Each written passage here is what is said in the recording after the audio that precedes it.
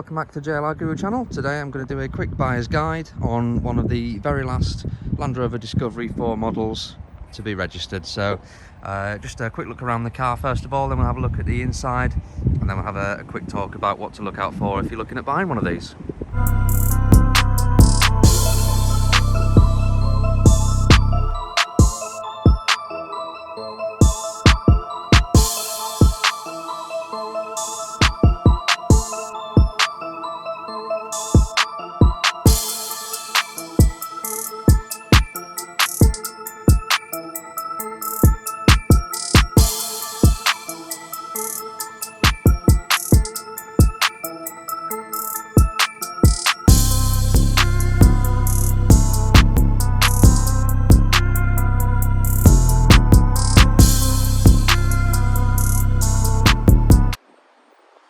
Right, hopefully there's not too much wind noise on this video. So this particular car then, so it's a 2016 on a 66 plate. So it's one of the very last ones that you could get of the Discovery 4 shape. It's the SDV6 engine.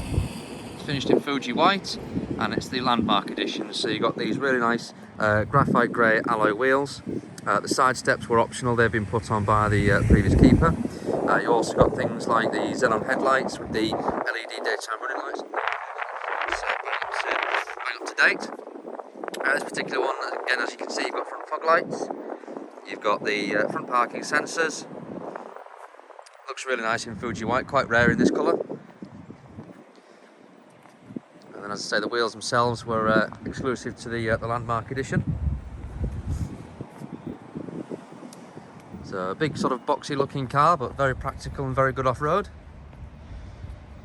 Got the privacy glass on there as well, and the contrast grey door handles. You also got the keyless entry there as well. As I say, the SDV6 engine. So let me know what you think of these. Have you got one yourself? Are you looking at one of these? Let me know if this video is helpful to you.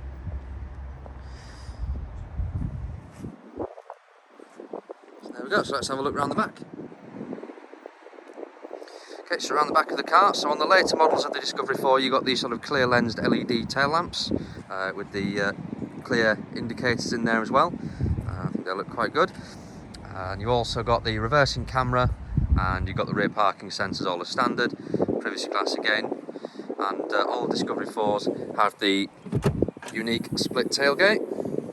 And drop that down there. So this one does have a load cover that's just been pushed behind the rear seats. I'll put the rear seats up just so that I can show you in a second when we go inside what you actually get in terms of third row legroom.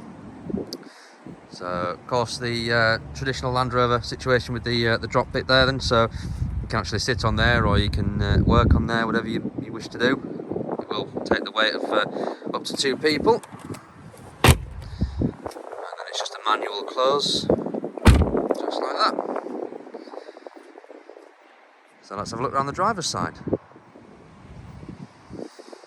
Okay, so let's have a look, talk about what to look out for when you're buying one of these then. So of course if you buy the car through a main dealer, I say there's not many of these at main dealers now, but if you do buy one from a main dealer, you can be assured that it's been through their workshop, it's had the multi-point inspection, and of course it has to meet Land Rover standards. I would definitely suggest extending the warranty on the vehicle. Like all things, they do have the potential to break down, and if you're out of warranty you can receive some really big bills. I try and avoid one that's been sort of a farmer's car or a builder's car, because they'll have had a hard life. So something maybe that's just been a family vehicle, or you know, just a work vehicle for someone just to get to and from work. But certainly avoid ones that's had hard lives. This particular one on a 66 plate, it's only done 21,000 miles, and it definitely hasn't had a hard life at all. It's actually been really well cared for. There's no exterior damage or anything like that. Of course, things to look out for again. Side steps are quite desirable if you're thinking of resell, and also mud guards like this one's got, privacy glass, and a nice set of alloys as well. So they look really good on a nice set of wheels. And if you choose the right colour, of course, like a white or a black or a grey, dark blue maybe, you'll have no problem reselling it. If you go for something that's a little bit obscure, like the sort of bronzy colours that I've seen, or a sort of red colour, you can be a bit difficult to sell on because they're a big car and it's a lot of colour in that sort of area of car, if that makes sense. And as I say, definitely extend the warranty. No matter what price it is, you'll be grateful that you did it if something does go wrong. So there we go. So we'll talk a bit more about that in a second. Let's have a look at the interior. Right, so we'll start with the rear of the vehicle. So this is what you'd call the middle row seats, which is, there we go, so you can see it on the wide angle. So could definitely seat 3 adults there in comfort for a long journey. All the seats themselves are actually on runners, so you can move them individually, which you'll appreciate is difficult for me to do with a camera in one hand, but you'll just have to take my word for it. The leather is really good quality on the Landmark edition. So it's good quality but also durable as well, so if you get any sort of muddy boots or sticky sweets on there, it's just scrub clean. And then really easy to jump into the back, so you just fold it down and you can step across, or you can just slide the whole seat forwards. And as I said earlier in the video, I put these 2 seats up just so you can see what you do have in the way of leg room. So you're certainly not sort of crunched up with your knees around your ears in the back there. So again, I wouldn't suggest it's 2 adult seats, well, maybe small adults, maybe sort of my size, but you know, sort of the kids seats really, and you'd probably want the adults in the in either the front or in the middle row. Let's put this back. There we go. So as I say, you can drop the middle seat down if you want to load something through, so you've got plenty of practicality there. This particular car not equipped with a sunroof.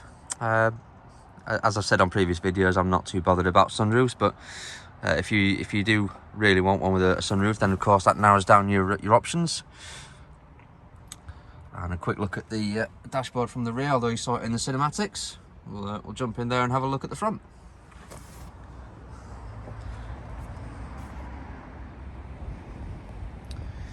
Right, so looking in the front then, so first thing we'll do is we'll start with the door cards. So of course you get all-round electric windows, power adjustable door mirrors, etc, etc. But the Landmark came with the MERIDIAN sound system, which is a premium sound system for Land Rover. But interestingly enough, no electric seats in this one. So you've got manual seats there, which is not a problem, it's one less thing to brake, I suppose. But you've got manual steering column adjustment there as well. You do get auto headlights and auto wipers as standard, and front and rear fog lights. I do like the gloss that's on the door panel here that previous owner's gone for, sort of glossy finish, grand black veneer. And again, looking at the side steps, this car at the moment, they all have air suspension, by the way, does this age of Discovery 4.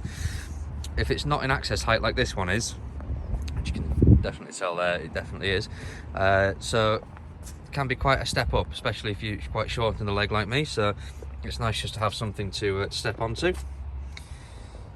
Seat itself, really nice comfortable seats, no sort of heavy bolstering, of course it's not a sports car or anything like that.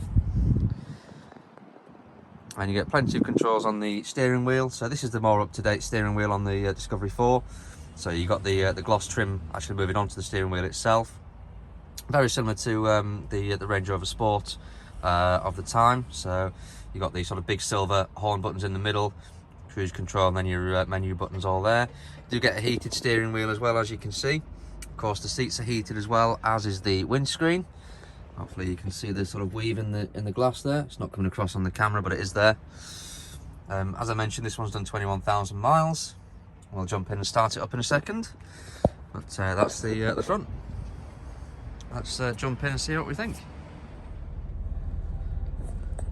Right, so I'm now sat in the driver's seat of the Discovery 4, and just going back to what I was saying earlier about things to check when you're looking at buying one of these. So if you go to see one, you need to check absolutely every item of electronics works, and there is a lot of it. So first thing you'll be doing is checking that your heated seat works. So put your heated seats on, that's both of them as well, and do your heated steering wheel. I can't see the switch, there it is, so pop that on, make sure they all get nice and warm. Appreciate you probably, if it's summer, won't be able to test the heated windscreen, but just have to take the word for it that does work. I've never really known one fail on one of these, but always pays just to check. Second thing you'll want to do is just check that all the radio and everything works. Of course you can see the screens come on this one, and of course your reversing camera. The picture quality is by no means up to date, but it still does the job. You can see the back ledge of the boot sill there as well, and you've also got your guidance lines, so you can see that works. and then if you can, just try and back the car up to something and make sure your parking sensors are working. Do that front and rear, and if you get a constant beep when there's nothing anywhere near the car, you've definitely got a sensor issue. Navigation, as I mentioned, is not sort of up to date in terms of the software, but all the information that's on there can be updated, so make sure you've got as much up to date info on your sat nav as you possibly can. Again, if you're taking it through, if you're buying it from a Land Rover dealer, sorry, just make sure they do update the sat nav. Incidentally, just going back to the heated seats, I can feel the heated seat getting warm on this one. Likewise, the steering wheel, so I'm just going to go ahead and turn all those off. That one's, yep, that's nice and warm. I know you take my word for it on the video, but trust me, it is.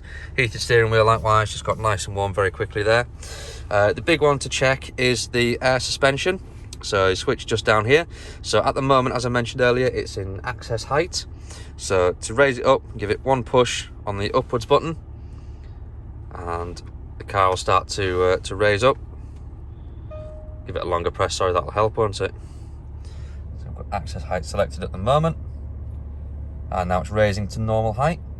So I don't know if you can see, probably can't tell, but the car is raising up and down, and that's now selected normal height. And then if we push it upwards again, it's going into off-road height, and it's doing front and back. I can feel it doing it individually. Now make sure that it goes right up to the full top there, so if you press and hold, it will go all the way up to full off-road setting. I'm going to drop it back down because I'm happy that the suspension is working on this one. Drop it back to access height so that I don't fall out of the car. Then you want to be checking things like your climate control and your aircon. So we'll wind this all the way down, make sure that the aircon is ice cold. Aircon's on at the moment, and I've got the fans blowing just here. I've turned them down a little bit so you don't get too much noise on the video. But yeah, I can feel that going ice cold already. Yep, that's good. Eco stop start, again, you can't test that at the moment. The car's low on fuel, so I won't be able to test that anyway. High and low range gearbox, again, you've got your switch here to engage it. So we select neutral to do that, and I can feel that the car's actually gone into low range as well. And we'll pop it back into normal and back into park. There we go. Handbrake, electronic handbrake, of course. As you can see, that's come on and gone off again, so that's all good. Apart from that, in the interior, there's not a lot to check. Again, as I mentioned, avoid one that's got a scruffy interior. As I say, this is an immaculate example. It's done 21,550 miles from memory, and this is probably as good a one of these as you're going to find on the market, unless you get one that's only done a couple of 100 miles and it's been stored in a barn somewhere. But this car has been used, but it's been used very carefully by its previous owner. Really, it's a credit to those. What can I show you underneath here? Oh, you got this little sort of lift out section here. There's no refrigerator, unfortunately, but you do get a nice, useful cubby hole. You probably find more use out of a cubby hole than you would a refrigerator, unless you're using the car for work and you need somewhere to keep your biscuits and keep them nice and cool. But there we go. Interior wise, all looks nice in here. Everything works, so you could buy this one with absolute confidence. Again, I'm not trying to sell this car to you, I'm using it as an example, but you could buy this one with absolute confidence, knowing that everything does work. One thing we forgot to check was all the windows. Yeah, they're all working, that's fine. Back ones, yeah, it's all good there. I knew it would be anyway, so that's all fine. There we go. So hopefully this video's been useful for you. And let me know if you've had any experience with these Discovery 4 cars, if you've got one at the moment. In fact, let me know if you've got one that's done mega miles, but looks like it's only done a couple of thousand. So if you've really worked a car hard and it doesn't look like it's done the job, then of course let me know. Little cubby hole there, forgot to show you. There we go, of course glove box. Not a lot to show you in there. Let me know if you've got one of these, what you think of it, if you've had one that's had some problems, if you've done mega miles and it's been absolutely 100% reliable. Let me know in the comments, and also let me know if you're thinking of buying one. If you've got any questions, anything that I've missed on this, then by all means drop me a quick note and I'll answer your questions for you. But hopefully you've enjoyed the video. Just before I end the video then, I just want to say thank you to each and every one of you that has actually subscribed to the channel. We're approaching 1,800 subscribers now, which is absolutely phenomenal. So thank you to each and every one of you that has pressed that subscribe button. If you haven't pressed the notification bell, then do that as well. You'll know the second I put a new video out. And if you're not subscribed, then please do so. Do please comment, let me know what you think of the videos. Again, if there's anything I'm missing, anything I should be covering, or anything that you want to see on the channel. But for now, thank you very much for watching the video, and I'll see you in the next one.